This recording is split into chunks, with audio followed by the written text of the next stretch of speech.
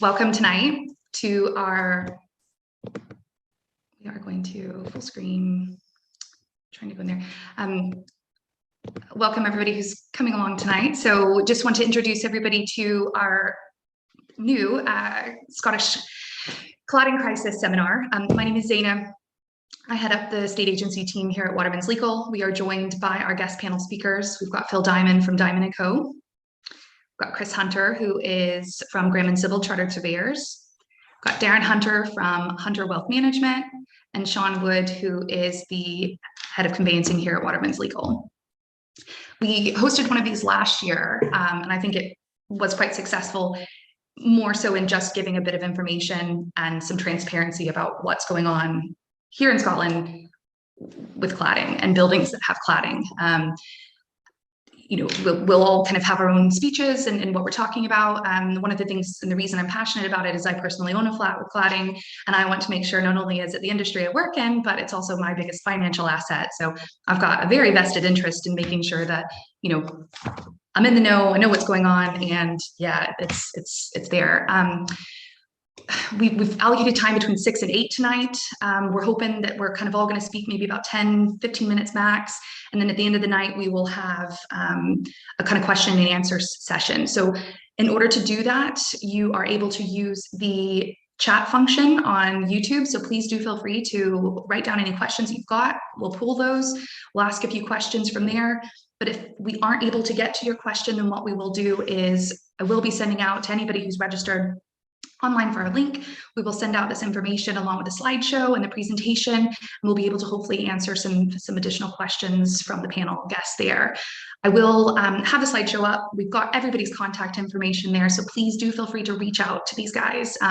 They're experts in the field. They really know what's going on, and they'll be here to answer any questions that you have. So if that's okay with everybody there, I am going to share my screen, and we're going to start off what we've got. So let's go here.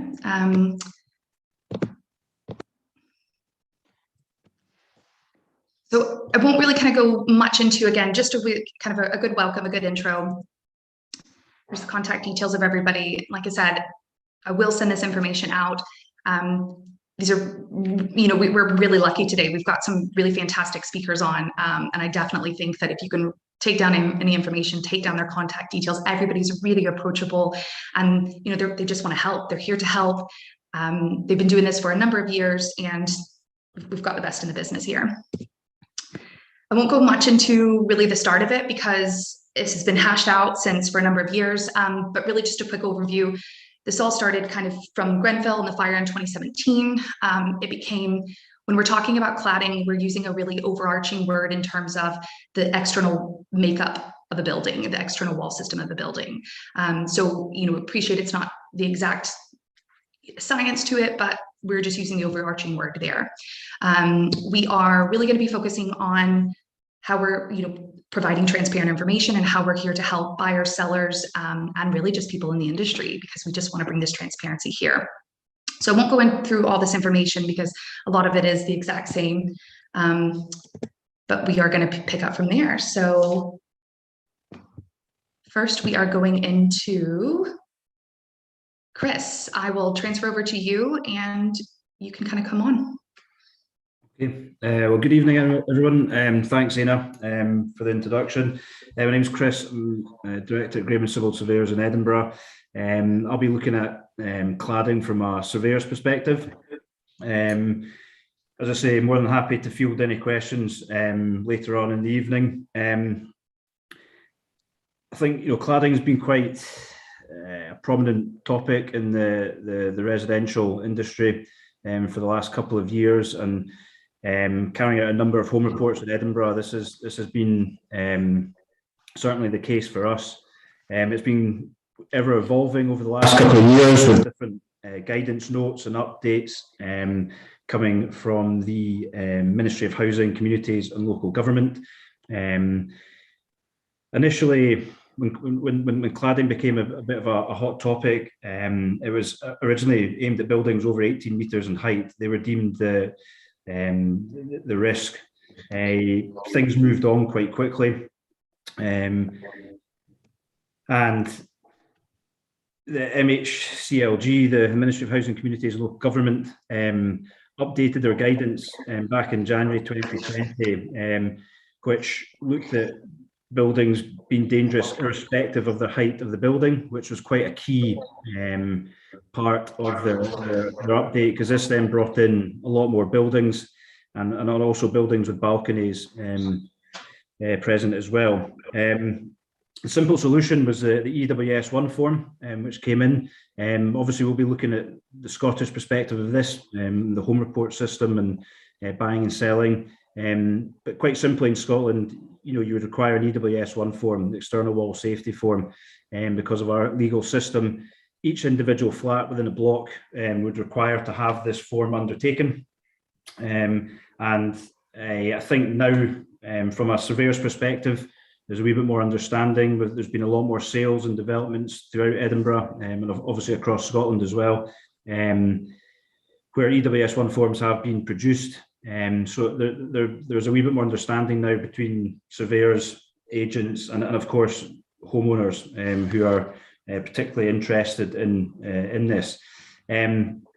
Further guidance came into play in April 2021 from the RICS. This was they tried to bring it in to create a wee bit of consistency. There's a lot of people involved in buying and selling properties, from the buyer, the seller, the surveyor, the mortgage lender. So it's trying to bring a wee bit of clarity, consistency across the board, and also to determine and ensure that EWS1 forms were being provided on properties that they were required, and similarly, if properties didn't require an EWS1 form, that people weren't going to the expense and going through the process of obtaining one. The slight difficulty from a surveyor's perspective is the RICS guidance doesn't quite tally up with a lot of the mainstream lenders in terms of what they require, particularly when we look at we come to the next slide shortly, just in terms of what buildings and properties do require an EWS1 form. What we found was that some lenders, particularly Nationwide, very early on, were very proactive in conversations with the surveying firms like ourselves and others. But it was just to try and get a wee bit of consistency to ensure that the way we were reporting as a surveyor on the home report was consistent with the RICS and the lenders. There's still probably a wee bit of disparity there, because each lender does have a slightly differing guidance in some respects.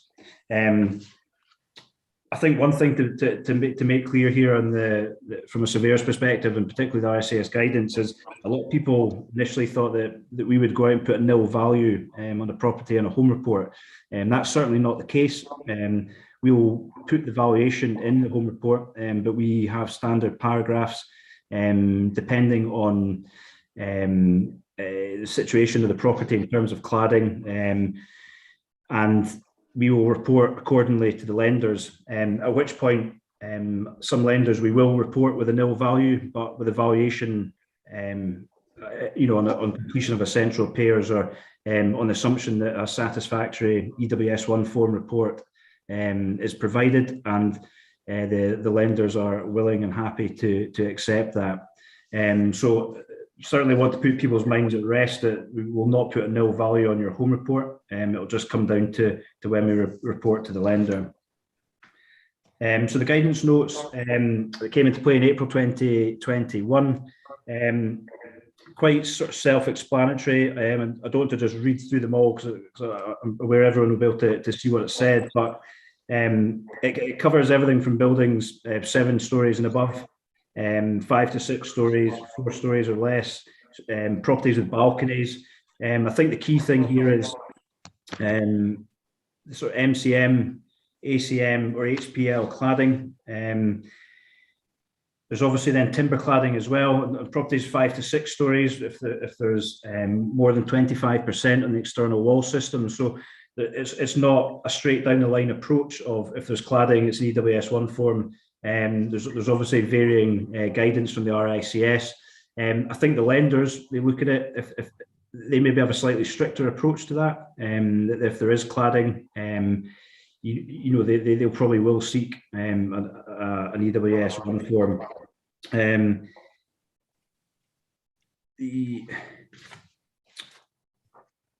Sorry, I'll just go into the next slide, Zaina, actually. Okay. Sorry. That's okay. So the RICS guidance for EWS1 forms, has the new guidance worked? There is a matrix that you can access. I think it's still on the RICS website, where it's you just go through step by step, answering questions, how many stories are in your block, asking you questions about potential types of cladding that may be on the building, if there's balconies. So in essence, in theory, that should be a really straightforward guide to whether you require an EWS1 form. Again, this is where there's a slight disparity between that and what some of the lenders will require. So, you know, the surveyors will have a look at this and then take a broad approach in terms of recommending whether an EWS1 form may be required.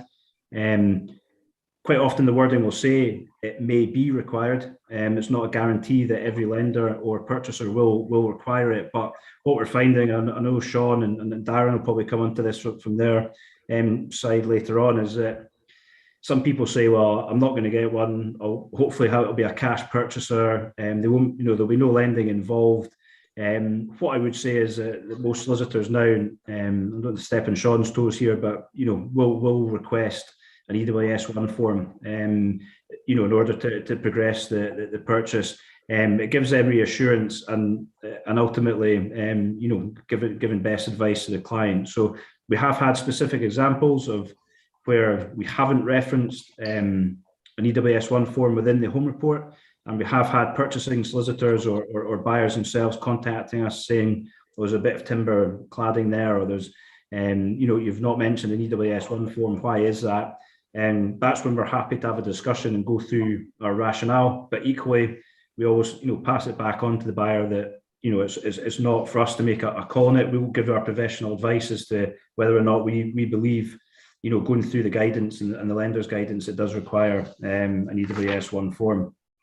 I think the next question, Zaina, is I think I've already mentioned that. Sorry about the, you know, do we put a nil value on the home report? As I say, it's certainly not the case. It just, we report as per the lender's guidelines, which do vary across the board.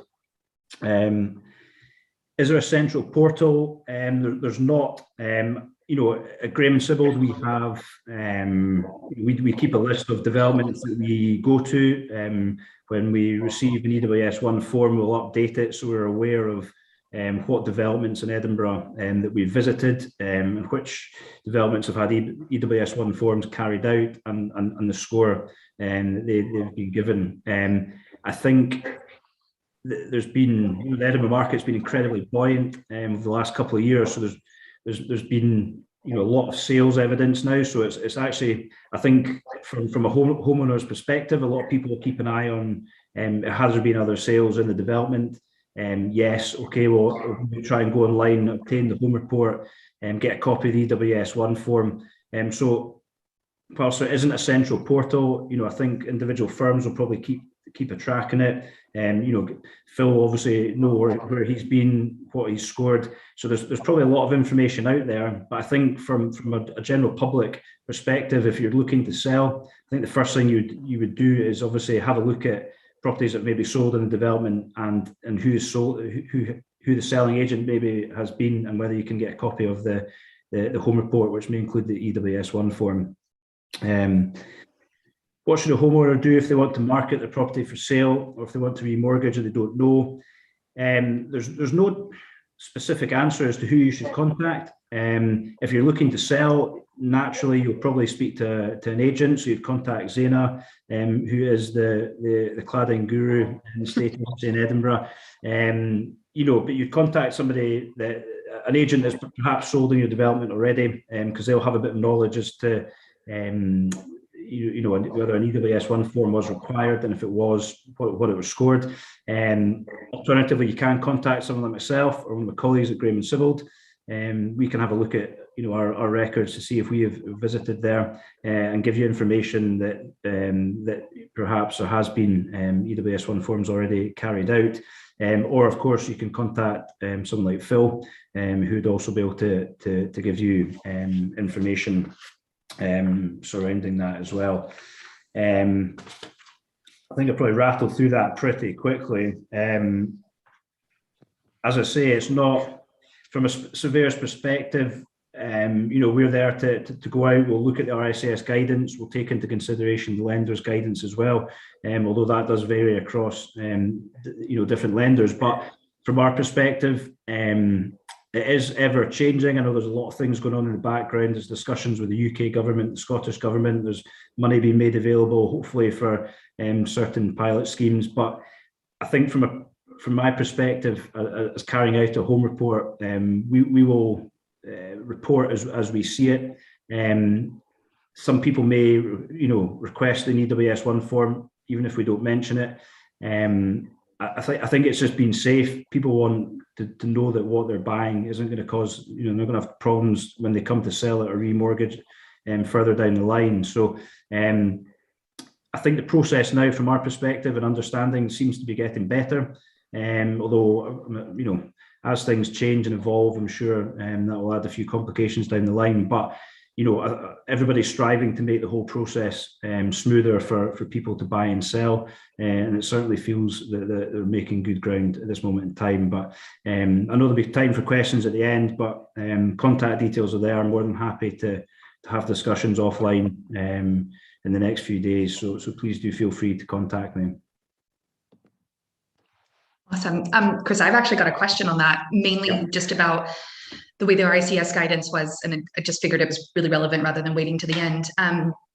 There are certain buildings, so obviously when we're talking about the lower height buildings, so things that are kind of 4 stories and lower, if there are, when you guys are going out to it, I had one recently where I had to question because a next door property, even after the guidance came into play, had an EWS1 form. It was mentioned in the home report on the main wall section, still a category 2, so it wasn't bad, but it was mentioned in there that there was some form of cladding. And when I queried it, the surveyor said that they could not determine whether it was not ACM, MCM, or HPL cladding. Therefore, you guys had to defer to the position of saying you need to have one. What can a homeowner do if, obviously, how can they find out what their material is, other than, is it going to fill, or I think there's, again, probably been involved in similar situations. I think some of the newer developments, maybe things built in the last 2 or 3 years, we're still finding people will contact the builders themselves, so the architects of the development, to try and obtain information as to the materials that were used. Is that enough to satisfy a surveyor, a purchasing solicitor, and a lender? I think in most cases it'll probably be no. Some lenders, they may not want to take the risk of going from that, and I think that's why the EWS1 form, the system we've currently got, works in that respect.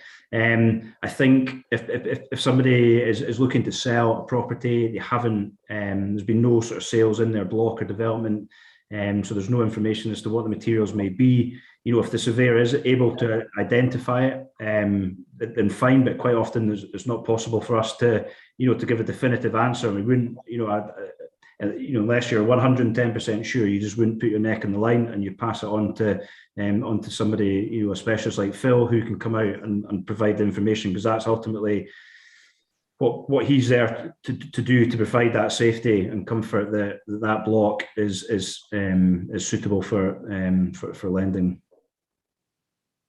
Is that kind of what you would agree with, Phil, that, if it was the case that even if it was a low story, that, because I guess, I've had the situation where, one of the owners said, how can I get in touch with the builder? And it was a property that's maybe 12 years old. And as you can imagine, the builders are like, meh, got different things to be doing rather than to be hunting out that.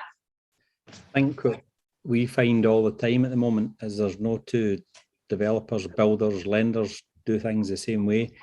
We routinely, believe it or believe it not, get buildings at 2 stories, cottage flats that have had external wall insulation applied to them. and the surveyors make reference to it, and the lender pulls it, and we have to go out, and we don't want to go out to such simple buildings, but we go out and we have to write up the report and do the EWS1. So identification of these products is definitely a specialist field, and you do need to know what you're doing with it, Zaina. It's not, I think the chartered valuation surveyors in the industry, they're quite right. If they don't know, they don't guess, because it's too dangerous to guess. There's so many things out there that look like masonry-based products that are non-combustible, that in fact are absolutely not. Even the ACMs and the MCMs, frozen. Even the ACMs and the MCMs materials all look similar. All of high-pressure laminates all look similar. So it's a bit of a minefield. So. Perfect. Well, I'm going to actually quickly reshare my screen because I want to make sure that we've got Phil's contact details up there so it's easy for everybody to see. But Phil's actually, instead of doing a slideshow, he's going to kind of wing it and give us his, we have to look at his face the whole time. So yeah, give me 2 seconds and I'm just going to reshare so that we've got his details again. And that we are, sorry guys. That's a long one tonight. Here we are. Right. So here we've got, introducing over to Phil Diamond of Diamond & Co.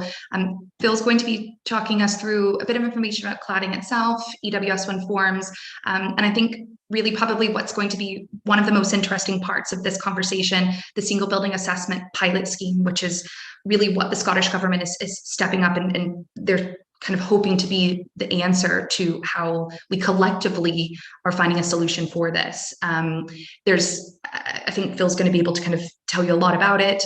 He's very involved with it, so we are very lucky to have him on tonight. And I will transcribe a lot of his notes from what he speaks about after the event. And when I send everything over to you, I will also pass this over in terms of including Phil's notes that he tells us verbally on the call here tonight about. So I will stop my sharing and I will gladly hand over to Phil. Okay. Thanks, Zaina. Guys, my name's Phil Diamond. I'm a chartered building surveyor, 30 plus years experience in building fabric. For a long time now, I've been doing the kind of specialist side of insulation, cladding, fire, things like that. We got involved in EWS1 just over a couple of years ago now, and we were actually involved at the outset with the guys that are trying to design the forum. We're one of the very few businesses in Scotland that actually have a professional indemnity, a specific policy to sign the EWS1, and to date we have surveyed something in the order of about 2,500 blocks of flats and developments. So we got a fairly good idea what is out there at the moment. I'm finding a different approach than Chris. What we're finding as a business is that the situation is still quite confused. The lenders tend to have different policies that they apply to different buildings, and no two lenders do the same thing. We very often have lenders who apply English legislation to a Scottish context, and that causes absolute chaos in a lot of cases. Height at the moment, as far as I can see, the lenders is not relevant. They are asking for EWS1 forms on buildings that are fairly simple, relatively low risk, and as far as I can see, the EWS1 process is also being used as much to clear buildings and prove that they're okay. Even brick built masonry properties are being asked for EWS1s. So the system, to my mind, could be an awful lot better, and I think that part of the moves by Scottish Government at the moment, they are trying to improve that. What is going on? The chaps in the government have an impossible task. The Scottish property market and tenure system is impossibly difficult, and they're trying very hard behind the scenes to reconcile a whole range of different issues that are getting thrown up. They have launched a pilot system, and they've chosen 25 properties as part of that pilot system. That wasn't really going anywhere fast until everybody came back after the Christmas break. It now seems to have unlocked itself fairly quickly, to the extent that, you know, we've gone from having one building passed and moving to, I think we've now got 6 or 7, with a whole raft of buildings now in the pipeline. Now, it's very, very relevant to EWS1.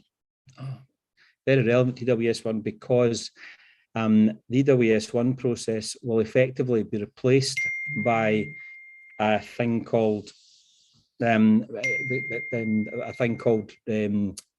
replaced the sorry, am I, Zena, you're texting me?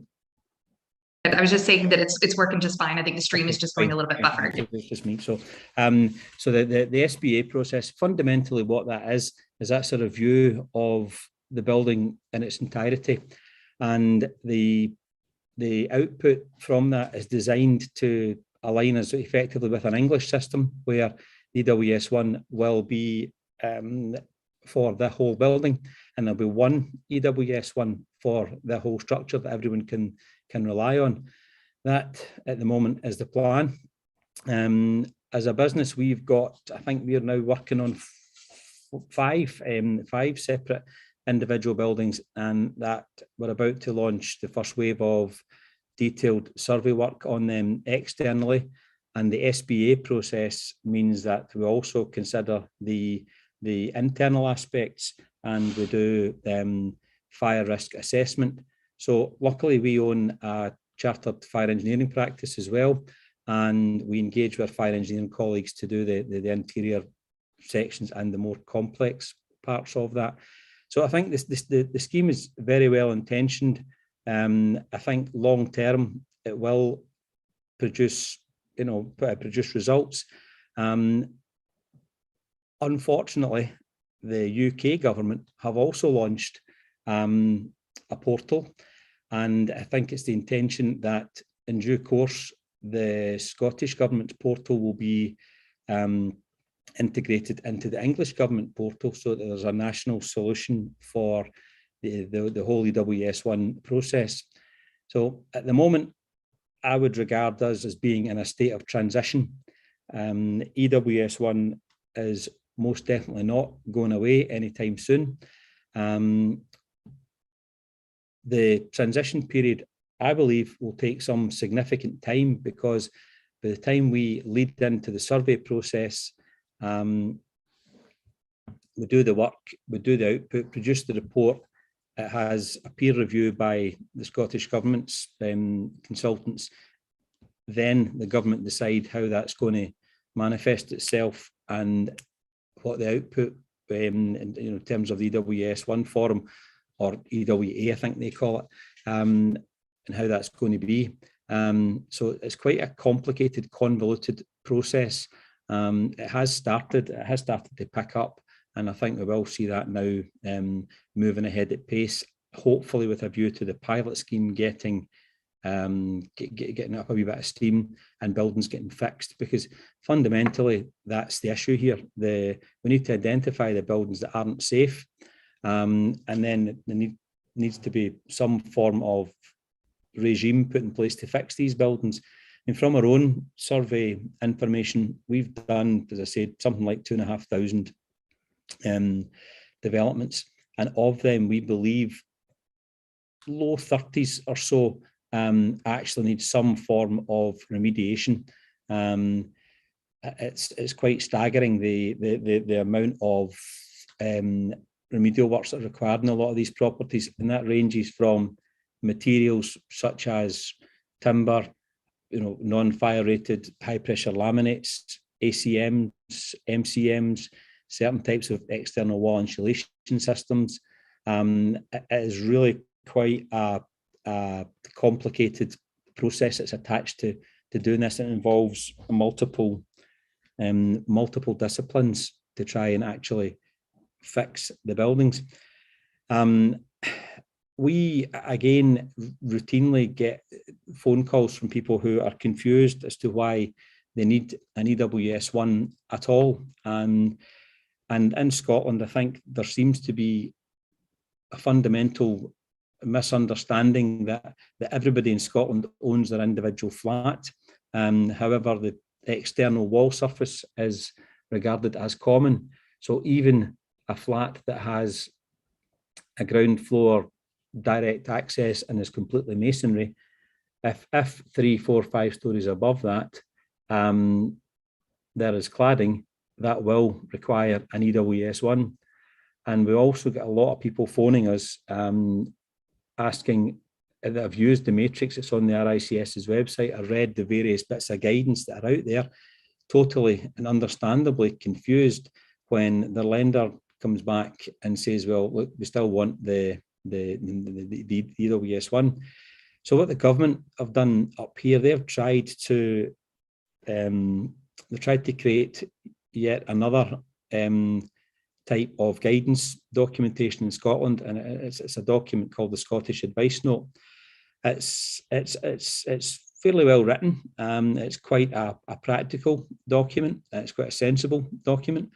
But we now have, as chartered building surveyors and chartered fire engineers, we now have historically had the MHCLG guidance, IFE guidance, 2 or 3 incarnations of RICS guidance, multiple other published guidance notes in between, and more recently, the government have now published a thing called PAS 9980. So the situation just now with the SBA and the Scottish Government approach up here is that we have been advised that the buildings will be assessed on the SAN, Scottish Advice Note, which is great news. So we at least now have something that we can measure these buildings against, and we've got a piece of guidance that we can actually say, well, this building fits into this criteria, therefore it is okay. Because that has been a real problem for us as chartered building surveyors, most definitely. I'm starting to run out of time, Zaina. So I think I'll just finish off with saying I think the situation in Scotland is in transition. EWS1 is still here for the foreseeable future. The advice note, the Scottish Advice Note, has been a very helpful addition, but there's still a long way to go to start signing off buildings. And we need to really trial some of these remediation exercises and how buildings are ultimately signed off. And then and only then do I think that the SBA process will accelerate. So there you go, my timer. That's really good. So Phil, can I ask, I mean, I know we've got, like I said, I'll keep over, and some people are already asking questions in the comment section on YouTube. So please, if you are watching and you do have questions, I'll be monitoring them, I'll be pulling them. And I think so far we've actually got a couple of good ones. In terms of I mean, hopefully it's okay that I ask it now, who pays for the single building assessment? The scheme, the actual assessment element is fully funded by the government. The Scottish Government have committed to doing that. So that would be the survey element, the investigative works, taking off cladding panels, disruptive survey, and the fire engineers. And then the output from that, after that, where the blame in inverted commas lies, remains to be seen, and how that's funded remains to be seen. There's been all sorts of permutations discussed, and that's the $64,000 question, and what happens after that. But the initial stage is something that the government will support and fund. So as soon as the scheme reopens, I imagine they are going to have a deluge of applications. Are they, I guess, you kind of mentioned, and some of the stuff that I've picked up in terms of the EWS1 forms have actually been used to prove that buildings are safe rather than necessarily proving that there is a fire safety issue. And, you know, with bringing in the Scottish Building Assessment is meant to align with more the English system, timescales to do all the buildings, to do the single assessment. Multiple years. Okay, so we're basically in agreement that this would never be a kind of overnight fix. Absolutely. Okay, so okay, got you. That's really good. What I would say is, Ian, it is a very complex matter to unpick. There's legislation issues, there's title issues, there's missing legislation. I mean, the Scottish Government really, I don't think they actually have the statutory mechanisms to do this, so they're looking for a way to do it. The factors are powerless as well because their hands are tied for a whole raft of different reasons as well. So there needs to be a bit of restructuring in terms of the actual legals to force this to happen. So I guess one of the things that, you know, when I've been researching about this, you know, because again, I know that my building was put up, the one that I own our building was put up in terms of when the pilot scheme was initially opened. We weren't one of the chosen ones. So I guess more when this is done, are they trying to pick out buildings that are found to be, I guess, there need to be remediation works to it, or they're found to be more higher risk, or are you just picking a selection? Is that what the pilot scheme was? We're just picking out a random selection and we're just going to review them.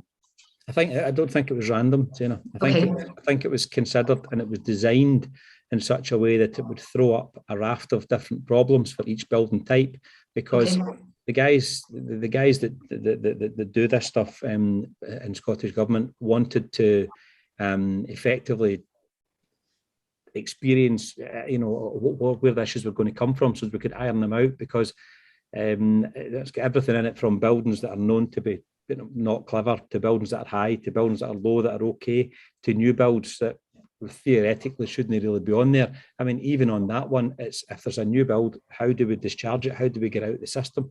So that they've intentionally chosen a raft of things that will throw up different challenges for it to work out how that's addressed, so that when they scale up, they know what they're doing.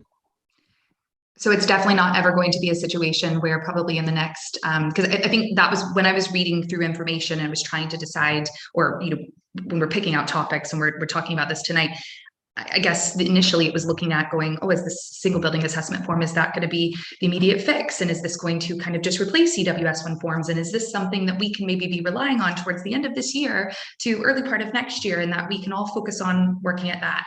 And essentially what you're saying is this is definitely going to be a longer process. Yeah. Okay. Good. Okay, guys. Well, EWS1 forms are probably here to stay for a little bit longer. So, okay. Thanks so much for that, Phil. That's brilliant. And no doubt we will be coming straight back to you as well with some other questions from there. So perfect. I'm going to have a look at mine. So I'm going to actually be speaking next if you haven't gotten enough of me already. So I do apologize. Let me share back into my screen. And again, just picking up, this is all Phil's contact information. Like I said, he's got a great team around him. His admin support is really fantastic as well. So if you do have questions, you can always go to their website or email through it, Phil, and he and his team can, you know, at least touch base with you to say, we're looking into it. We've got a couple of questions from there. So they are really wonderful. We are going into myself now. So what I'm really here to talk about is mainly to reach out to homeowners and people who are interested to buy a property, to give you a bit more information about selling a property with cladding, or you know, giving some additional information. And I'm also here to talk about it from a homeowner's perspective, because like I've mentioned before, I do own a property with cladding, so very passionate about making sure that my biggest asset is you know, that there's no uncertainty surrounding it, and that I'm always in the know, and that I'm figuring things out, and I'm constantly on with the guys trying to ask questions about them. And I guess more trying to figuring out some information there.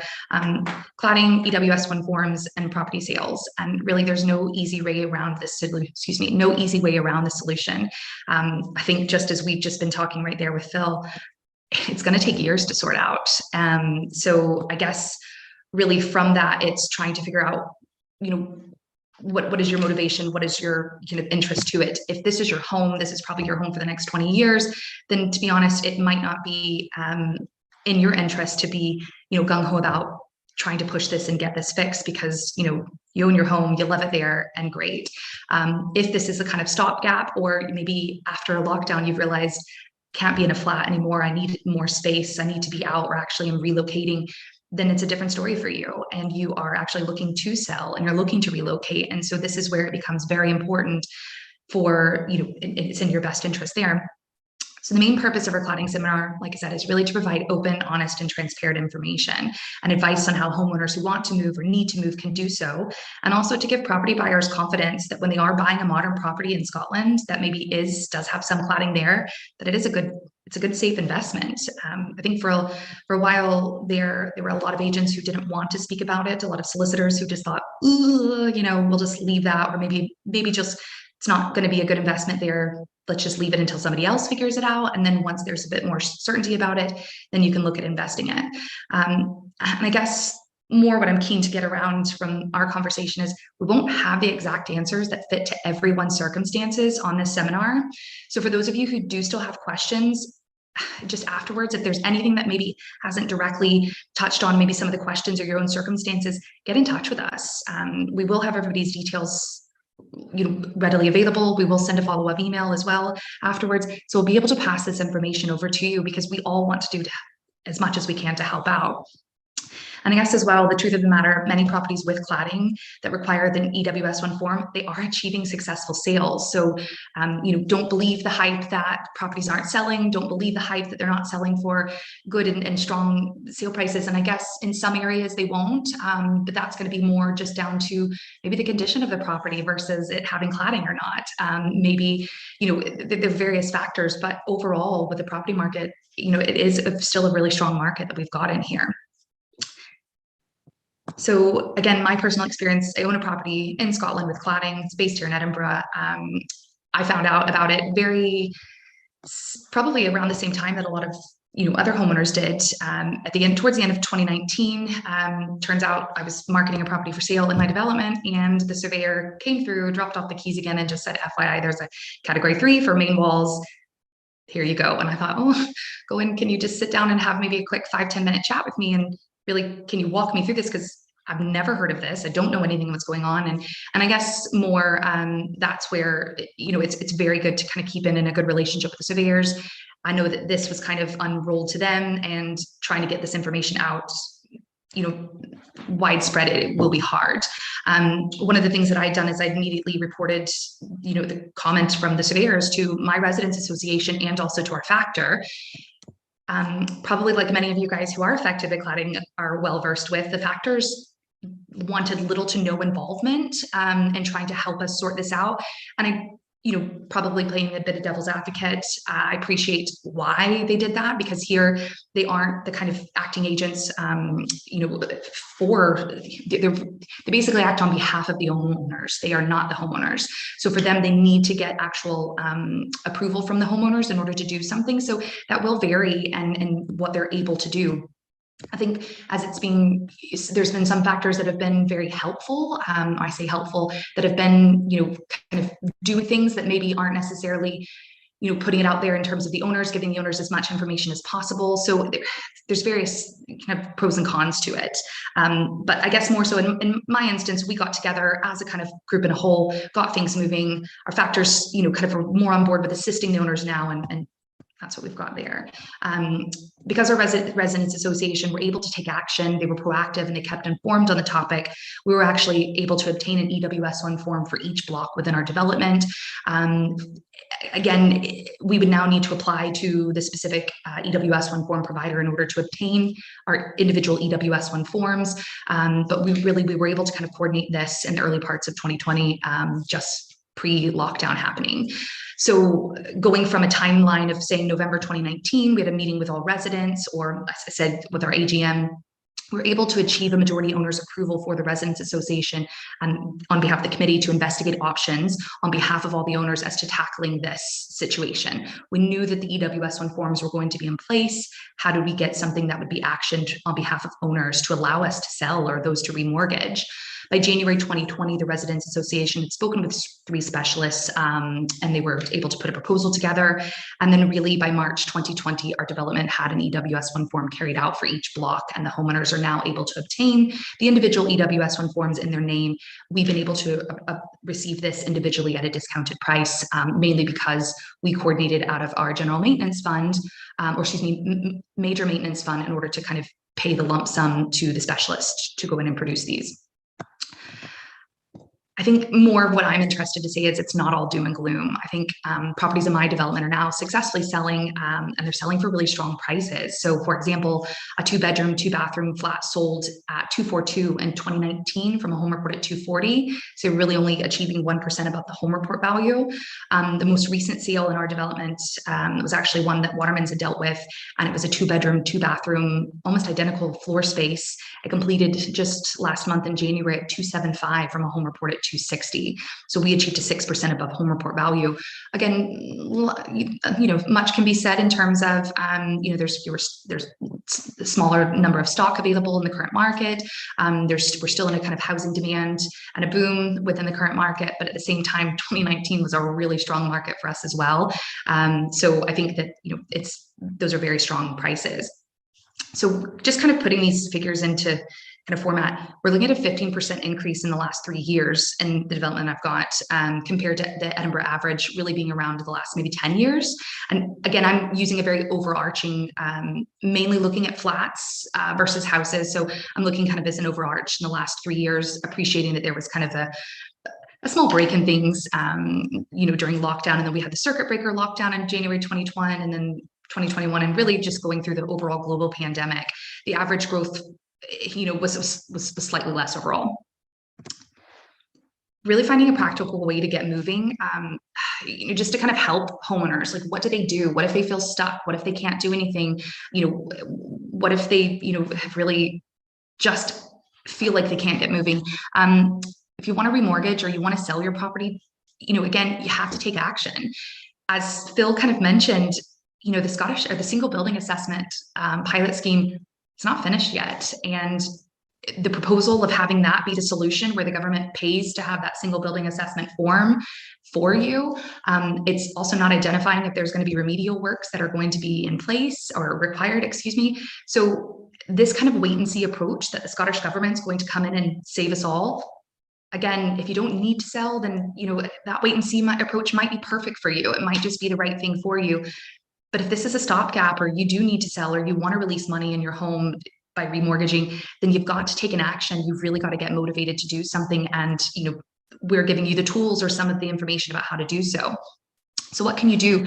Coordinate with your other homeowners, really, to start with. Start a conversation, start the research, get in touch with us. You know, I'm happy to kind of give any information.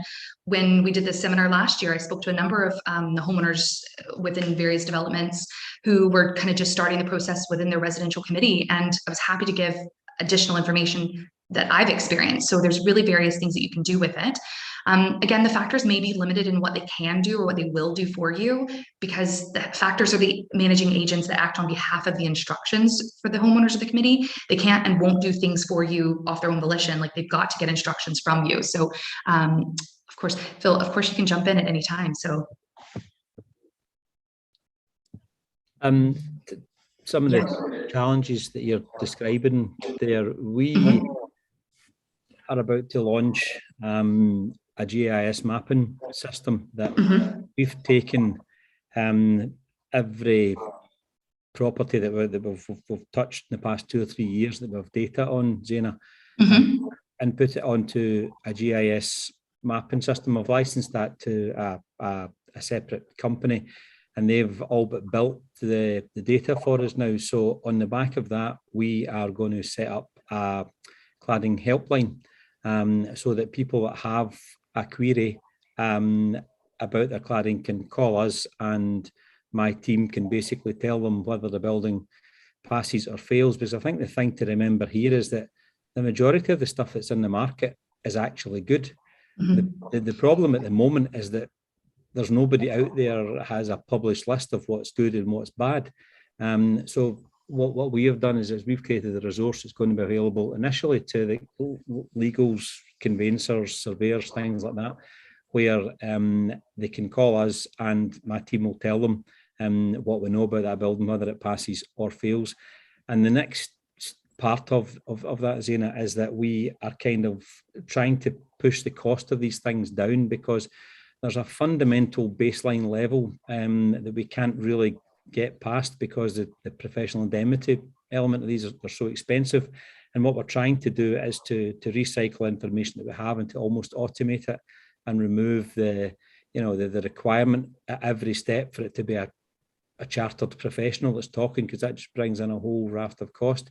So I'll keep you posted on that further, but certainly would seem to address a whole range of the things that you're mentioning there. So once we're ready to launch that, I'll get back in touch with you and you can share that with whoever you need to, but we'll promote it anyway at the time. Okay. Absolutely. That's great. Thank you. No, so I mean, again, that information is well advanced from where we all started from this, and I think if anything, that just gives additional kind of power to the homeowners, just to say, hey guys, listen, like, what do we need to do with it? So yeah, again, information is knowledge. It's key with what we're trying to do here. So as a homeowner, really, it's just trying to find out as much information as possible, really to keep everybody informed. And this is hard. It's really hard. It's ever evolving. It's kind of picking up more, and as using these, I guess it more as Phil, what he's described with the single building assessment and the Scottish government being involved. There's a lot of bureaucracy. There's a lot of kind of like committees and channels and people speaking in meetings and somebody getting somebody approved with it. So the fact that then they're talking about the Scottish government portal will be integrated with the UK portal, oh goodness. So yeah, it'll just be interesting there. So again, just picking up helpful tips and advice. Communication is key. Get in touch with your factors, get in touch with your residents association, communicate with other homeowners. And also, how are you speaking with each other?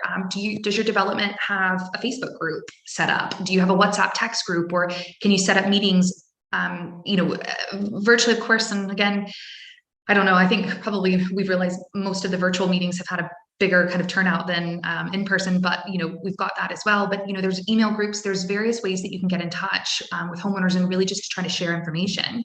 Again, do your own research. So much helpful advice and support on the internet. Check out the many Facebook groups attached with cladding in Scotland.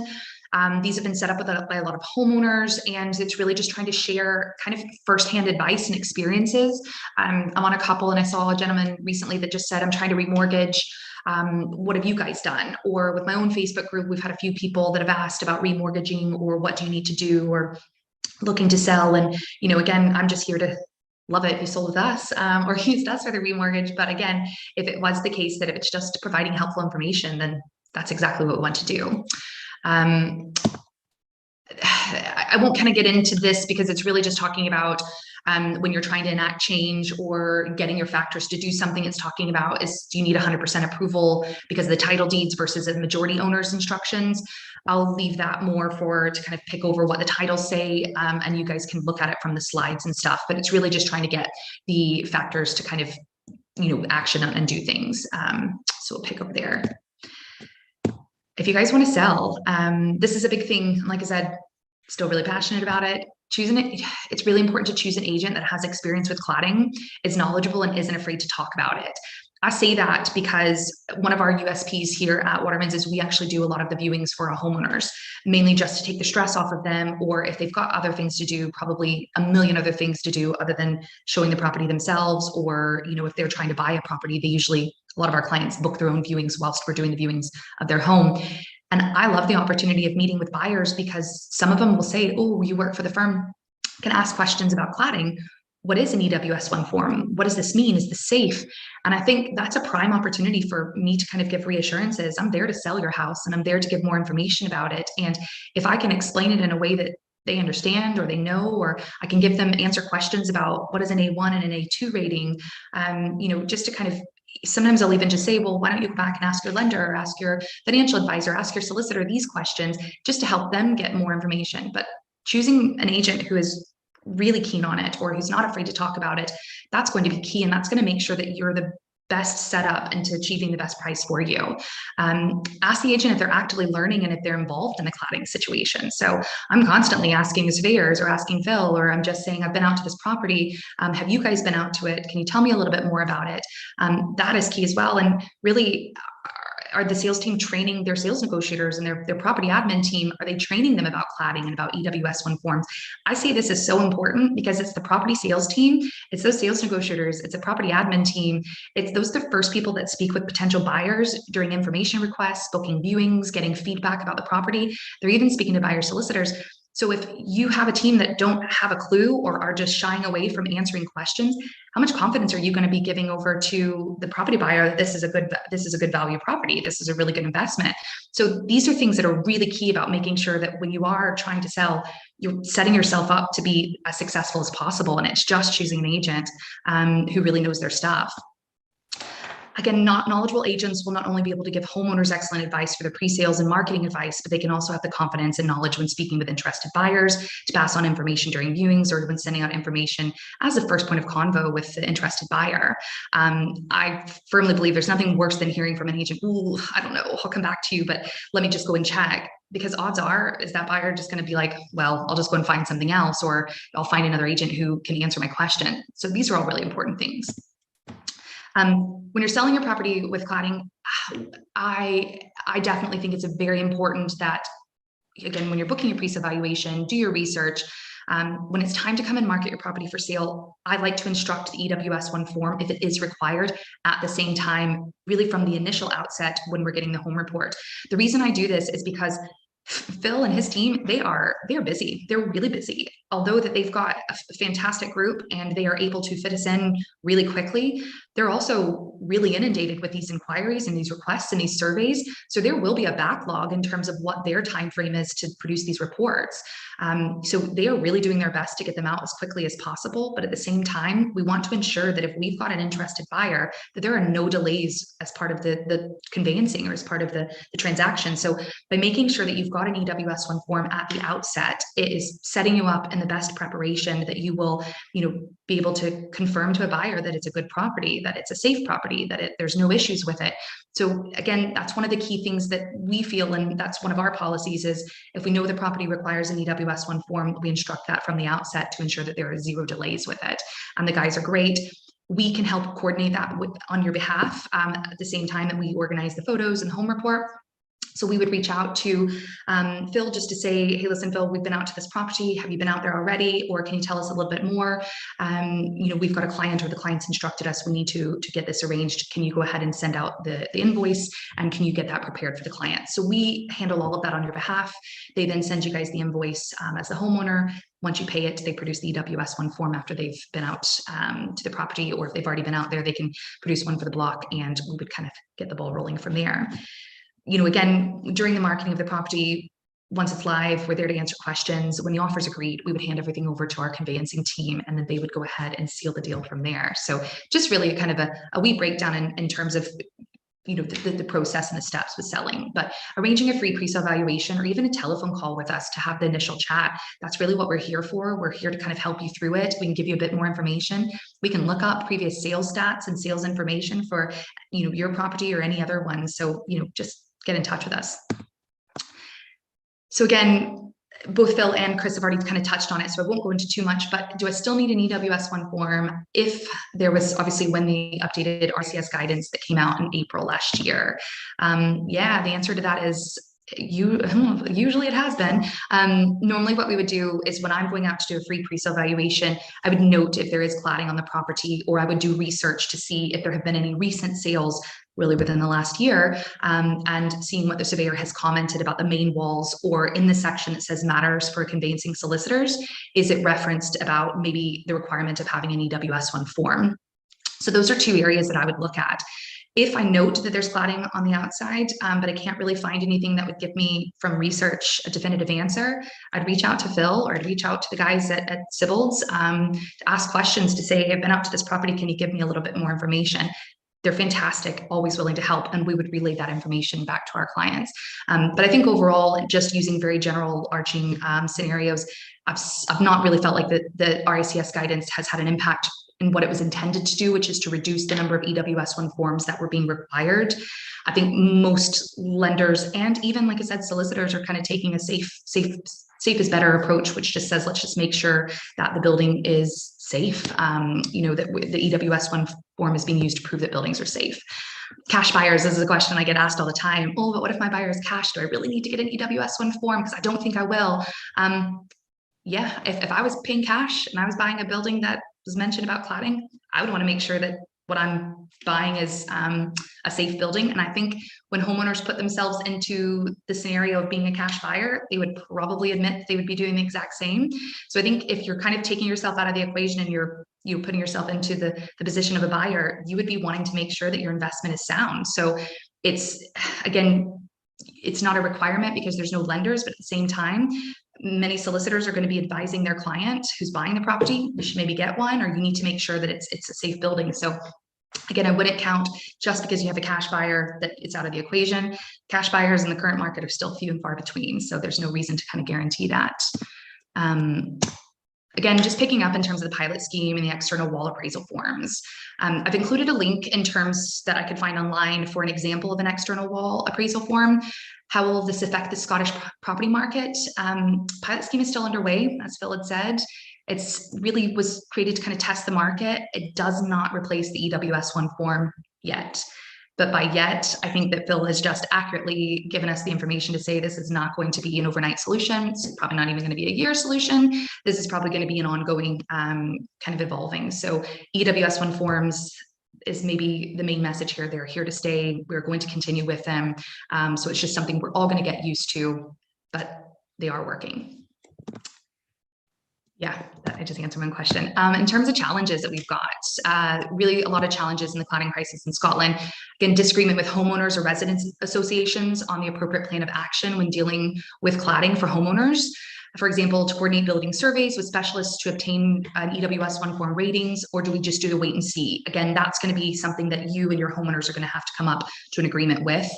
You know, it really depends on personal circumstances, but really just we've got there.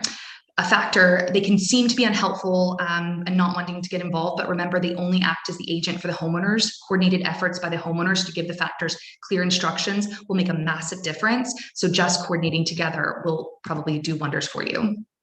Again, another challenge, still a low number of qualified specialists who can prepare the EWS1 forms.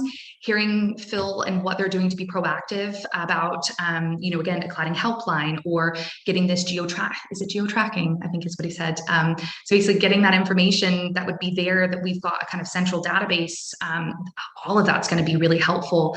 And as well, just because they're so responsive with speaking with us, that goes a long way with us kind of being able to speed up this process, that if we've been out to a property, we've got questions, we know exactly who to go to. Evolving requirements. Again, it feels like the things are changing daily or weekly or monthly, and it's just trying to stay on top of the new developments or any changes. Phil mentioning about the Scottish Advice Note, the SAN, I'd never heard of that, so I wrote that down, as well as the PAS 9980. Very interested to read about those. So these are little things that I think that, you know, if we're all trying to kind of remain on top of it, but it's hard. It's hard when, you know, a lot of this is also going over the head. So it's just trying to sit down and get that information. So expect more with a single building assessment once the pilot scheme is complete, but by no means is this going to be an overnight answer. Communication, again, how is this information passed on from industry experts to the public and homeowners? This is an additional challenge. It'd be helpful to have lenders provide formal communication with updates and information. Probably more wishful thinking, but seminars like this, Facebook groups, anything that raises the topic to the forefront of the conversation will help. So again, get in touch and we're always happy to help. A big thing that I always touch on is in terms of property sale prices, has cladding affected sale prices negatively? We deal with property buyers and sellers all across Scotland. We deal in Glasgow, through in Fife, mainly based here in Edinburgh, but we do have offices and locations and presence other areas of Scotland. So, but I've just tried to pull some information here. We're all kind of based locally here in Edinburgh at the moment. Phil's through over in the West Coast, but he's probably over here more times than he'd love to be. I pulled statistics from a development here in Edinburgh to really just to show the market growth and to give you guys examples. There's a development in North Edinburgh at the end of 2019 and early 2020. We saw property sale prices in this development achieving just at the home report or only slightly above the value, and it was taking a number of months to complete. Most of those properties had been on the market really right towards the end of 2019, when the kind of queries or the category 3s were showing up in the home report saying main walls, really just there's cladding there, and there was just a lot of uncertainty around it.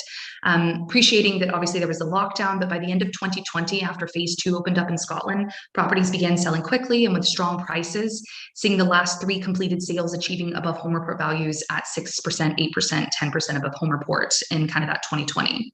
Within this same development, there were approximately 25 listings advertised for sale from 2018 to 2019. So we're just taking that kind of focus group there just to use it for samples. 22 sales completed, 3 property listings withdrew from the market because of the issues there. And that's really when the start of the cladding crisis became more widely talked about. So we had 2 sales completed in November 2019 and 1 in February just before lockdown. But when we're looking at the same development and we're looking at once completions happened, I'm just taking, 3 of the kind of most recent sales that have been in place. So we're, good 2.5, almost 3 years on. In the same development, a 2-bedroom, 2-bathroom, 5th floor flat. So it isn't a high rise. It's a 7-story block. It was listed for sale in November 2021, and it completed just a month ago in January. Home report value at 260, and it sold at 275. So that was 6% above the value. In the same development, because I don't even want to just do just 2 bedrooms, we're looking at 1 bedrooms as well. A 1-bedroom, 1-bathroom, 3rd floor flat, listed in August last year. The sale concluded in October for 13% above home report value. So home report at 190, and it sold at 215, 560. So that was a fab price. A 2-bedroom and 2-bathroom, 4th floor flat, and a 5-story block listed for sale in March, and its sale concluded in April. So it was a quick sale, and it got 4% above the home report value. So home report at 260 and sale price at 270. So I think, again, when you're looking at overall pre-cladding crisis sales in 2018 to 2019, you were getting between 4 to 8% above the home report value on average. In 2020, the first 2 sales completing were in October. So we saw really 10 months where there really wasn't much going on. And some of that can be put down into the pandemic, but at the same time, there were still sales that had been on from the tail end of the year before. Again, the properties that completed in October had been on the market for an average of 9 months. So we're kind of looking at that. But from October to 2020 to currently in February 2022, the same development has since had 18 sales complete with strong sale prices achieved above home report value, ranging from 1% to 13%. And they've only had 1 property selling for under its value at -2%. So again, really, this is me finishing up. But in terms of what my information is, knowledge is key. Communication is key. Choosing an agent that has experience is so important, and also just don't believe all the sensationalist headlines. Strong property sales are still happening. There's still buyer demand. So if you've got a property to sell, give us a call. So we're going in. I talked for a little bit longer there, guys. Sorry. Darren, we are over to you next. Obviously, good evening, everybody. My name is Darren Hunter, and I'm a mortgage and protection advisor for Hunter Wealth Management. And obviously, I'm just obviously here to talk about mortgage lenders' points of view in relation to the cladding on certain properties or things like that. Now, obviously, Zaina's got some slides here that she's obviously going to flip through for me, but nearly every single point on these slides has been covered by Chris, Phil, and Zaina already. So I guess I'm going to be a lot shorter and sweeter in terms of what I'm going to say. But first of all, as one of Zaina's slides said, it's not all doom and gloom as such. I think that when all the issues initially started coming out from the cladding and things like that, as Chris kind of said, nobody kind of knew what was the situation and what lenders wanted and what they were supposed to put in their forms and things like that. In terms of obviously recommending these things, and I think obviously there was a bit hysteria in terms of what people would say when they were getting home reports and things like that, and they'll come back with a nil value after things like Grenfell and things like that, because you were getting people going to like the evening news and things like that to say, I can't sell my property because I've got cladding, I've been given a nil value, jumping the gun without actually speaking to anyone professionally, again, after they've had their home reports and things like that. So, a lot of people, as soon as they think cladding, they think issue, I can't get a mortgage, can't sell my property, can't really do anything, but I'm stuck with it, but it's not the case as such. Lenders are obviously more up to speed. Obviously, as kind of Chris mentioned earlier, that they've been working together in terms of what's acceptable and what's not acceptable, and what obviously is required in terms of remedial work on certain types of property and things like that. And as I say, it's ever changing, and obviously each lender does have their own appetite for what they're going to lend on and things like that. But again, we assess it on a case-to-case basis as such. As I say, I wouldn't have too much of an issue, and I've never had too much of an issue obtaining lending for any client that's got a property with cladding.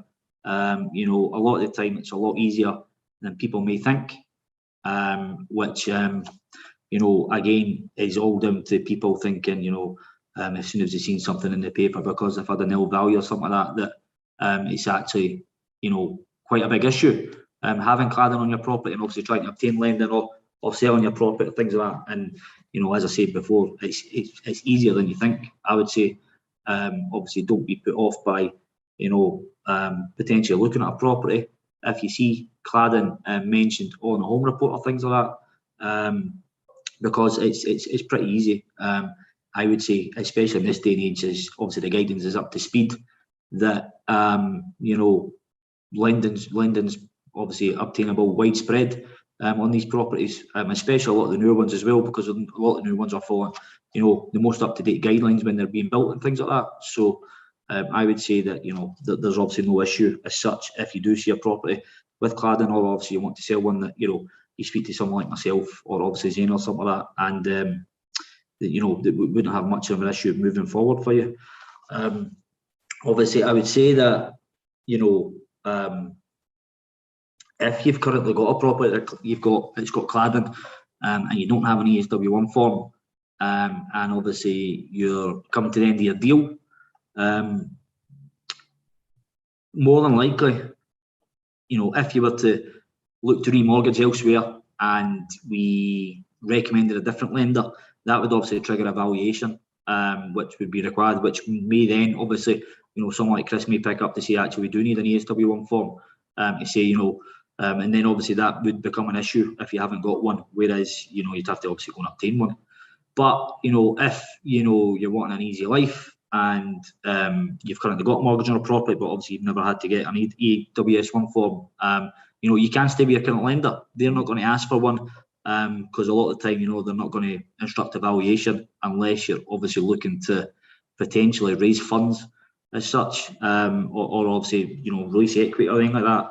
Now, obviously, if you're currently with the lender and obviously you're obviously looking to maybe potentially product transfer or something like that, then obviously that would obviously allow you to take a new fixed rate without the need for a valuation or anything like that, which was obviously then wipe out the fact or the need for an EWS1 form, if you're looking for an easy life as such. But again, what it comes back to is obviously what Zena's saying as well. If you have got cladding or things like that, it may be prudent to obviously seek advice and potentially look to get an EWS1 form, just so obviously going forward, what kind of situation that you're in with the property you've got currently. Hey, Darren, do you mind if I ask a question? Yes. In terms of, so obviously I've included in the slides, and I just know this because I had a question tail end of last year about it, where the EWS1 forms are valid for 5 years. So they do last for 5 years. The first version was dated, and it's picked up at the bottom of the form, which says December 2019. The new version is version 2 as of 8th of March 2021.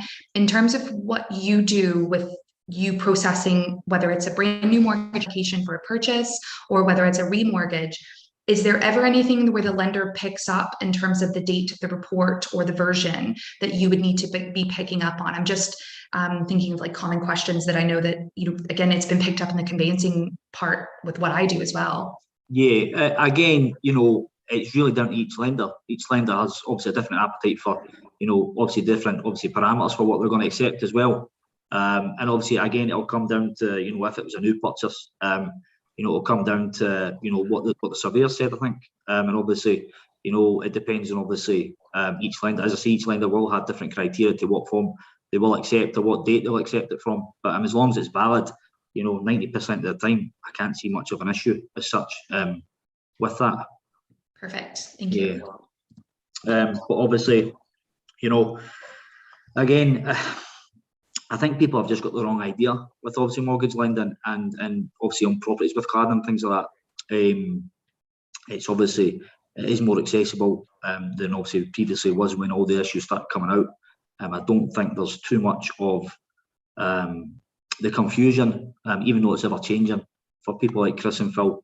But obviously, there's the lenders wise, they're following their guidance, and as long as it's documented between them, you know, there's no issue with you lending on these kind of properties. I don't have, obviously, as I say, I've still not had an issue with a property with cladding, things like that, or lending for a client.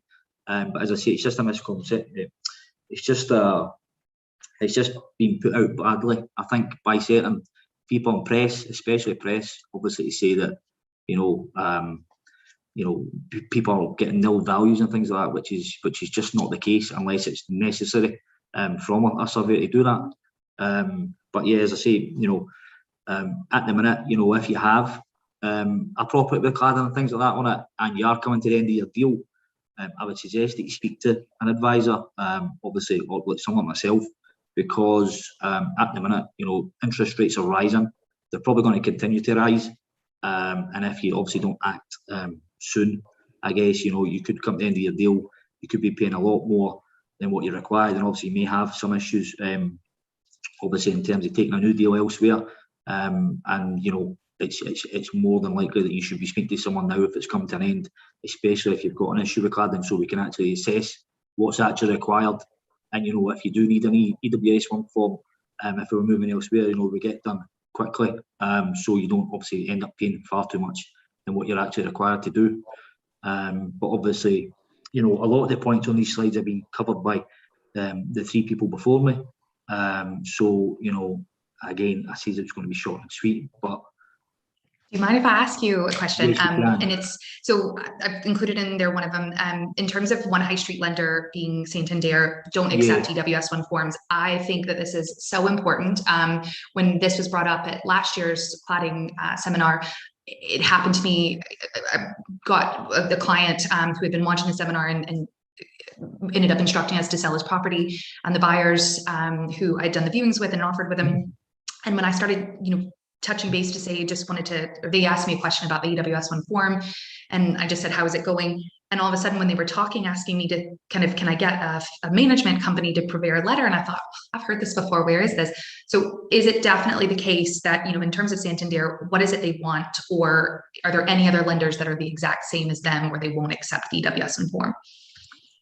Well, you know, as I just touched on before, each lender is different, and I've not actually come across a lender that's, you know, not willing to accept an EWS1 form, because, you know, just for the fact that, you know, probably the people I've been placed with, I've actually never dealt with Santander in terms of a property with cladding that's needed the form. So, you know, it's maybe just my luck as such. But again, you know, each lender is different, and what I'd always say to everybody is that, you know, we'd assess each case by case basis as such, and obviously depending on their property, you know, we'd then obviously fire through, obviously to see what, you know, filter through to see which obviously lenders are obviously going to accept it, and then make obviously the best recommendation on the back of that. But, you know, being at whole of the market, you know, access to, you know, 150, 200 different lenders or something like that, people you've heard of, people you've never even heard of, you know.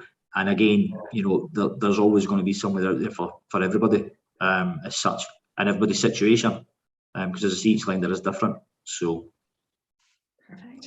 I'm just going to flip through these because this is really just about the EWS1 forms, the ratings explained for mortgage, remortgage, anything like that. I think that was something that I found was really important last time, is just to kind of give a base overview, even from your perspective, if what you're seeing when you have a buyer who's interested and they're getting in touch with you, if they're sending you the EWS1 form, you know, ones that you're saying, oh, that'll sail right through, but ones that you're saying, well, just a second, we've got to ask a couple of questions. Do you get involved in that, or do you ask, you know, do you steer them in that information? Like, what is it? Yeah, I would obviously try and liaise with the conveyancer at the same time, and obviously, you know, and obviously again, you know, it'd be obviously someone like Sean or yourself at the same time. You could obviously relay back and see, you know, what's the thoughts on this and what's going forward. But again, most lenders obviously, if there's remedial action, obviously stated it's required, most lenders won't go near it until obviously the remedial has been put in place, which, you know, is quite clear obviously on these forms. And if that's the case, you kind of got to move on, unless the remedial's being done in the very near distant future, because you could be waiting for a long time while they're trying to agree who's going to obviously rectify it as such, and how it's being paid for and things like that. So again, case by case basis, especially with cladding. So Great. I'm just going to fire through these. Is there anything else you wanted to kind of bring over? Well, again, it's so obviously you've got the mortgage process here. Sorry. You've obviously got the mortgage process here outlined, whereas obviously if you have an offer accepted on purchase, and obviously you need to speak to someone like myself, who obviously would make a suitable recommendations, obviously based on your circumstances and things like that. Now, obviously, once the recommendation's been obviously agreed with the buyer or whatever, that's when obviously a full mortgage application is submitted. And obviously in Scotland we've got the home report, so the underwriter would request a transcript of the home report, which is a valuation, Scottish-based valuation. Now, obviously on the home report it will state if EWS1 form is required, and if it's not got one, then obviously it's down to the seller to obviously pay for one, and obviously then that is then provided back obviously to myself or the lender for them to assess if they're happy to lend on it.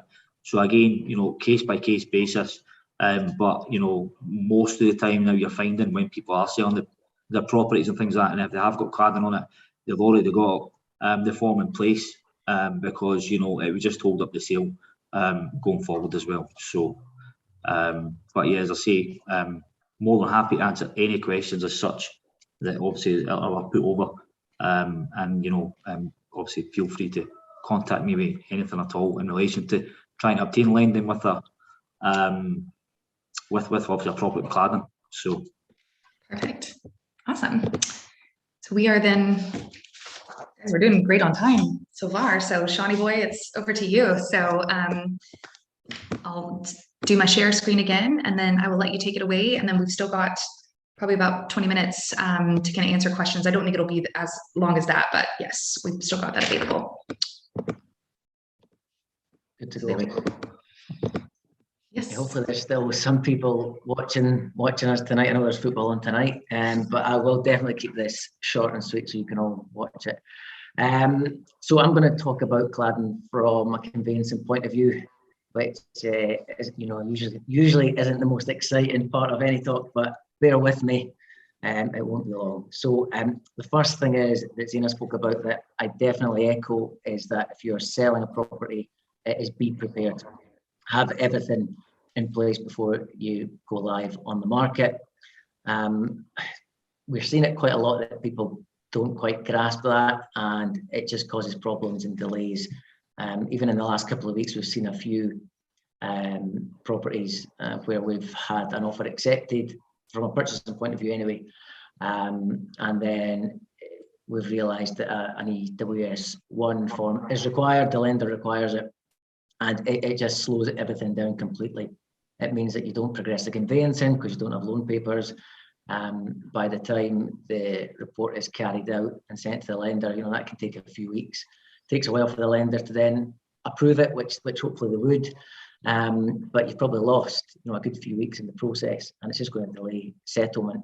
And if you're part of a chain, then it can screw up the whole thing really. So it's best to have things in order before you go live on the market from a sale point of view. The second point there about solicitors reviewing home reports and EWS1 forms for clients who are potentially interested in properties for sale is quite relevant too. We get that quite regularly with buyers asking us what we think of the home report and what we think about the EWS1 form or lack of it in some cases, and it just really makes it less desirable for people to buy the property if there is issues with cladding and not an EWS1 form attached. Obviously, if there's a few properties they're interested in, they're more likely to go with one that has everything in place. So it's a no-brainer really to have things in place and organised from day one if you are selling. Yes, so the home report does mention EWS1 form. It's very clear. it's difficult to miss, to be honest. You'll be probably familiar with the home report layout nowadays, and everything's graded 1, 2, and 3. So when you see a 3, it kind of rings alarm bells, and you want to find out more about it. And that's where you might see issues relating to cladding. Also, towards the end, you'll see a box, matters for a solicitor, conveyancer, and that's the first box I tend to look at. And you'll see reference to EWS1 in there if the surveyor thinks it's applicable. It's certainly not something to be overly concerned about. It's not something that should instantly put you off from buying, because there may be an EWS1 form attached, and if not, we can also ask the seller to produce one. Any offer can still go in at this stage, but the offer would simply be subject to you or your lender, or you and your lender being satisfied in relation to the EWS1 form that is still to be produced. So don't let it put you off too much. We can obviously have a look through the form as well and see who prepared it, and just give you our feedback on it, to double check that it's been carried out by a reputable firm, etc. When you're looking to buy a property, what are the next steps? So I suppose the key thing is, from a purchasing point of view, is be prepared as well. Have a solicitor lined up, have a mortgage broker lined up, because these are the two people, the two firms that are really going to help you progress with a purchase. You really want to speak to a broker as early as you can. So speak to someone like Darren, who will be able to advise you on what you're going to be able to obtain from a lender in terms of how much you're allowed to borrow, and that's obviously going to influence the way you look at properties and what value you can get to. So that's really important. At the same time, you want to get someone like myself involved, a solicitor who will be able to note interest on your behalf and submit offers when the time comes. The quicker you approach somebody and get set up as a client, the better, because it allows them to take your ID and get you set up from an AML point of view as well, which means that the solicitor can act quite quickly when you're ready to make progress. I think, sorry, just go back to that one. Sorry. No, you're fine. I'm just going to mention that should buyers feel confident and comfortable buying a property that has cladding, you think you touched on it yourself, that there is a lot of confidence in the market right now, and it's not putting people off. So I think most people are more than happy to buy property that has an EWS1 form attached to it. I think people are starting to realise from probably seminars like this and speaking to people and dealing with solicitors and other people, that it's actually okay to buy a property where a home report refers to cladding. If you're cash buyers, you mentioned this as well, so you kind of stole my thunder on this point. But yeah, I think we wouldn't be doing our jobs correctly to allow someone to buy even in cash without making it known to them that there is an opportunity to have an EWS1 form on a property. So if you are selling and there is a recommendation to have one, just get it done, and it's going to save any hassle further down the line. But yeah, we are really we're quite strong on advising our clients that they should get it, and if they don't want to get it, then we would rather have something written from them to confirm that, just so there's no comeback on us. I think most people on this call will be risk averse, so we have to make sure everything's in place from our point of view as well, from a risk management point of view. In terms of the Law Society, what did the Law Society of Scotland say about the cladding crisis? Not very much is the honest answer. It's probably up to the buyer really to satisfy themselves of the credentials of the EWS1 form. We can obviously help with that, and because we have existing relationships with people like Phil, like Chris, that we can always open the door to them for second opinions or for any interesting queries. But yeah, it's also up to the buyer to make the final call on whether they want to buy a property that has cladding. The EWS1 form is generally in the name of the seller. In terms of whether that should be transferred to the buyer, again, that's that the Law Society are, well, they've commented on it, but they said it's up to the solicitor to take instructions on that from the buyer and from the lender. So it's not for them to make real reference to that, and it's not a Law Society requirement for it to be transferred into the buyer's name. I know, Phil, correct me if I'm wrong, but I think your firm will transfer it into the name of the buyer. We've got a dispensation from our professional indemnity insurers to transfer it in the name of the buyer, yeah, and we'll do that free of charge. Yeah, great. I know some other firms won't do that, or maybe don't have the indemnity or whatever, but that's a real bonus that the buyer can have it transferred into their name. And the last point there, the expiry after 5 years.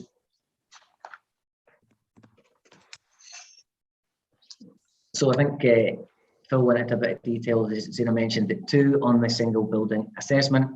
We don't know too much about it yet, but from my initial reading of it and looking at the form, it looks like it's going to be a good thing when it gets going.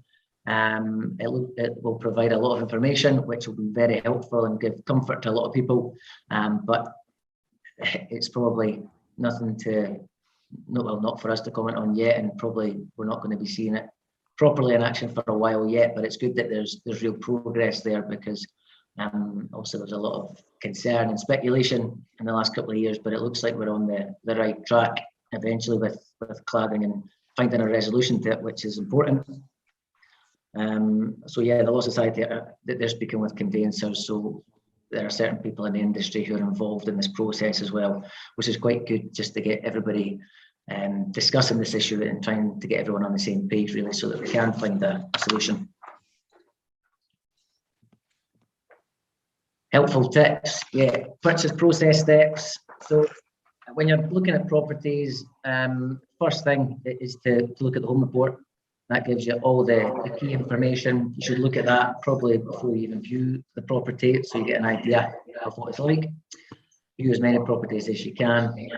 And then when you like something, no interest in the property, which you'll do through your solicitor, that then means that you're kept up to date with anything that happens with the property, such as a closing date being set or potentially other offers coming in. After that, you then get to submit an offer if you're keen on the property, or offer at closing date, and we can help you with all of that, as well as advising on potential purchase prices and looking at recent sales in the area to advise on what this one might sell for when it goes to closing date or even beforehand. So act fast is probably good advice too. Property market, particularly here in Edinburgh, is as strong as ever, really. It's very buoyant here. And it probably is across most of Scotland as well, to be honest. Acting fast is probably the best bit of advice. Even if it's only been on a day, might as well throw in an offer, see if you can tempt them. Although most sellers will obviously try to get to a closing date as possible to generate as much interest in the purchase price. Do research on areas that you're interested in, and to see realistic prices of areas, so you know what to target. And yeah, speak to people like Darren, your mortgage advisor, to make sure that you'll be able to get funding on the property that you're interested in. If EWS1 is mentioned within the home report, you're better doing that at the earliest opportunity, really, so that you don't waste valuable time. That's me, there we go. Whistle stop tour of conveyancing. If you have any questions about buying and selling in Scotland, just give me a call or send me an email, and I'd be more than happy to help. Thank you. All right, so we've got a couple of minutes for questions. I've written down some because we do have quite a few being asked in our comment section. I'm going to pick up on one, and hopefully you guys don't mind me answering this one. There's been a couple of people that have asked about Phil producing EWS1 forms and thought that they were per flat versus per block. Hopefully you don't mind me speaking, Phil, but they have always been per block. They have been in the name of the flat. So it's never been different for that. And I think, I don't know why anybody's saying that there was ever a question about that. You do put the owner's name on it because obviously it's the owner getting the EWS1 form. So I just wanted to make that clear. If you had anything else to add on to that, Phil. They are flat specific, but there's a thing called a letter of provenance attached to every one of them that confirms we have reviewed the common fabric, and that's a requirement of the lending process. You can't do them economically per block in Scotland. The most logical, simple and economic way to do them is individually. So Yeah. They are individual per letterbox. Yeah. So some of the questions, and Phil is, again, what is the cost of an EWS1 form? If you can give us kind of it varies from development to development. There's a whole range of different factors kick into this. We have been quite proactive in pushing the cost down, and we continue to try and do that. Fundamentally, a kind of entry level type thing would be £600, something like that, plus VAT, all the way up to 3.5, depending on what the development is, what the complexity of it is, whether or not it's an option A or an option B, because an option B is a vastly more expensive exercise because it's done by the chartered fire engineers in the business. So I would say typically sort of £600-700 is the kind of norm. But using our GIS system that we've now pulled together, we think we can make a significant dent in those costs going forward. But fundamentally, our professional indemnity policy annually is a couple of £100,000 a year. So we're never going to get below a certain level, Jana, just simply because there's a core cost there we can't get away from. So if anybody did have questions about the cost of the EWS1 form, they are best just to get in touch with you guys directly, just to give a bit of information about the address and to say, can we have a chat? That's what happens routinely at the moment. So perfect. That's fine. There is, somebody's asked, if you have a building and it's been assessed to have a B2 rating, but nobody knows what the remedial works required are, what can they do? Different companies have a different way of doing that. If we had prepared a B2 rating, we would write a supplementary report and provide that to the person that instructed the report. So there's generally a supplementary report that goes with that. We don't issue a fail as an option B without without actually some kind of documentary evidence. I don't actually like issuing fail EWS1s because it blights the properties. So what we tend to do is say to people, look, if you push us, we'll issue it, but we'd rather just give you a covering letter telling you why it's failed, because fail EWS1s have an awfully nasty habit of finding their way to the factors and round everybody, and before you know where you are, the whole building's blighted, and that puts everybody at a disadvantage to try and get it fixed. And that's happening all over Edinburgh now with a certain one of the firms of factors that does that. Their consultants issue the option Bs as a fail. So I think that causes more problems than it actually should. Another person asked, which I thought this was an interesting one, and this may be a collective one for perhaps Chris, Phil, and Darren. She said, I have a client who tried to remortgage with Santander, owns an ex-council flat. One side of the building has cladding. It's majority council owned, and the other side doesn't. And that's the one that, again, the majority were owners there. Santander obviously won't lend because they don't accept EWS1 forms and they require a letter of comfort from the factor. There's no building management here. Any suggestions on what they could do? Who do you want to answer that? Well, whoever. Well, from my point of view, I would change lender, basically. I was going to say that as well, Phil. Sorry to jump in there. Just for the fact that, each lender's got a different view on any type of property, especially ex-council as well. That can be an issue for some lenders. Ex-council and cladding throws up two issues together, which obviously can make it a bit more difficult for someone. But I would definitely just, have a chat with obviously a broker or someone like myself, and you do need to obviously look at another option because it's just not viable to do it. Perfect. Are we expecting, and this is maybe for industry-wide, are we expecting there to be any changes with the EWS1 forms in the next couple of years in preparation for the single building assessment or the external wall appraisals? Are we expecting anything to change about EWS1 forms? Or are we still thinking that they will maybe stay in their current format? I'm certainly not aware of any proposed changes to it. I imagine they'll stay the same until the SBA process and the UK government's process kick in. I think from our perspective, I think it would cause a lot of chaos if they start trying to change things prior to the SBA coming in further down the line. So I think from a home report and mortgage valuation perspective, sticking to how it is at the moment would be the preferred option. Perfect. Somebody's asked a question specifically for Phil. When you say that you can transfer an EWS1 form into the name of the buyer, does this need to have the EWS1 form? It needs to have been produced by you initially. You wouldn't do it for anybody else's. Yeah. If it's our form, we will change it all the way down the line. So let's say it's a form that's got 5 years on it. If that property sells 2 or 3 or 4 times, we will simply just replace the name as required when the sales go through. Perfect. We've had somebody else ask about a B2 rating, so I'm assuming that this is something that's highly contentious there.